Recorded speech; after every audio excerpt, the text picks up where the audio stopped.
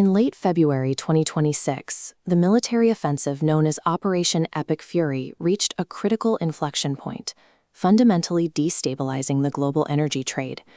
As retaliatory strikes hit regional infrastructure, the world's most critical oil choke points ground to a sudden halt.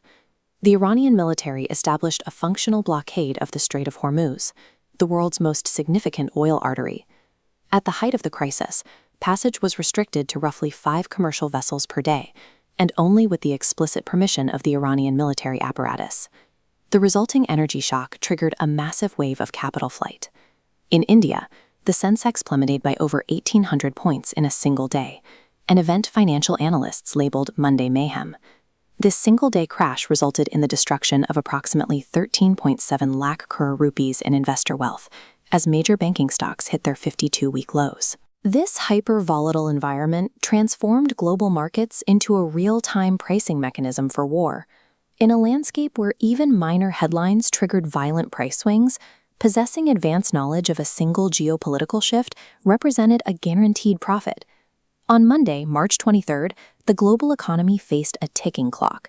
2 days earlier, the United States president had issued a public 48-hour ultimatum, threatening to obliterate Iranian power plants and energy infrastructure if the Strait of Hormuz was not immediately reopened.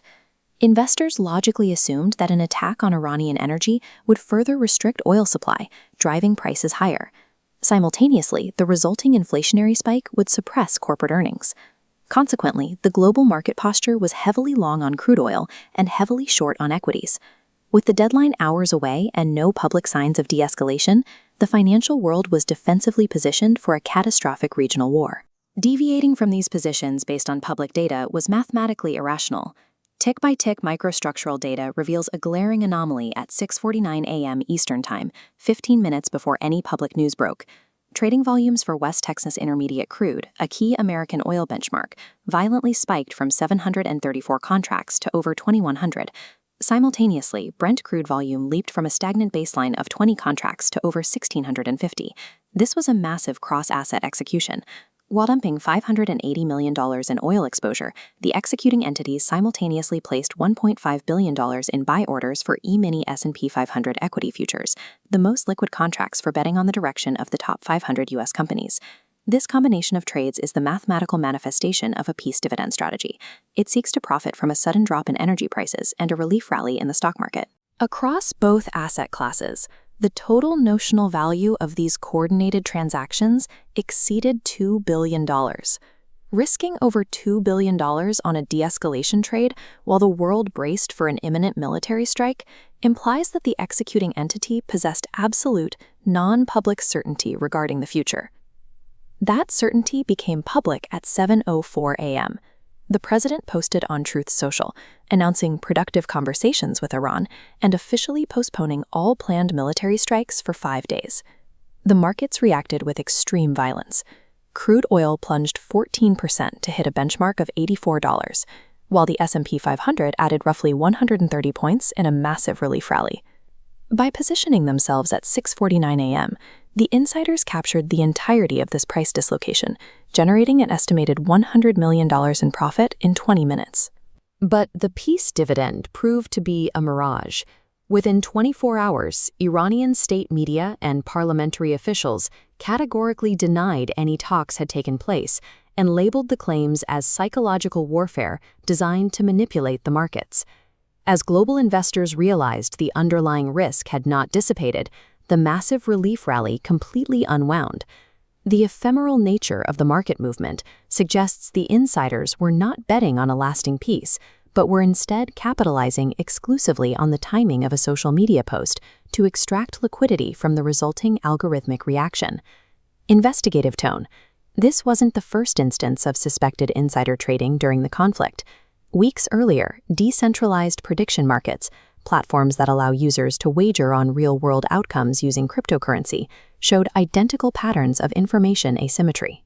In the hours preceding Operation Epic Fury, the implied probability of Iranian Supreme Leader Ayatollah Ali Khamenei being removed from power surged from 25% to over 50%.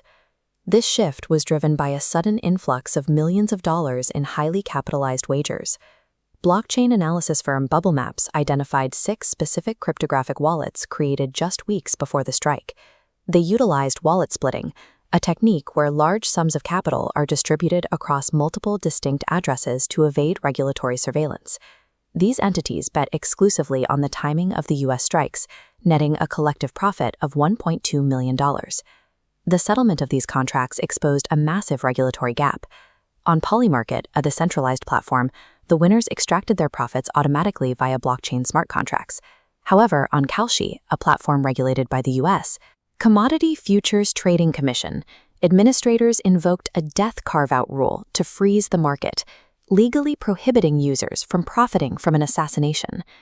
This divergence forces sophisticated actors possessing classified intelligence away from regulated exchanges. To avoid ethical carve-outs and regulatory clawbacks, they migrate their capital toward unregulated offshore ledgers where identity verification cannot be enforced. The cross-asset coordination of the March anomalies forced a rapid consolidation of federal oversight. On March 11th, the Securities and Exchange Commission and the Commodity Futures Trading Commission signed a historic Memorandum of Understanding, or MOU, to facilitate data sharing and bridge the regulatory blind spots between equities and commodities markets. Bipartisan outrage on Capitol Hill led to the introduction of the Bets Off Act. This legislation seeks to categorically ban any wagering related to government actions, acts of terrorism, or war, arguing that these markets provide public officials a perverse financial incentive to enact specific foreign policies. The frantic rollout of these interagency pacts and new legislative frameworks serves as proof that existing market regulators were fundamentally unprepared for the weaponization of geopolitical data. Traditional insider trading statutes were designed to police corporate malfeasance, like executives trading on an upcoming merger. They are not equipped to handle the legal gray area of state-adjacent actors trading on impending military strikes or diplomatic maneuvers. The 2026 conflict demonstrates that the theater of war now extends directly into the order books of futures exchanges and cryptographic ledgers. As long as global warfare and real-time financial speculation remain inextricably linked, the control of classified military intelligence will remain a potent, untraceable weapon for wealth extraction.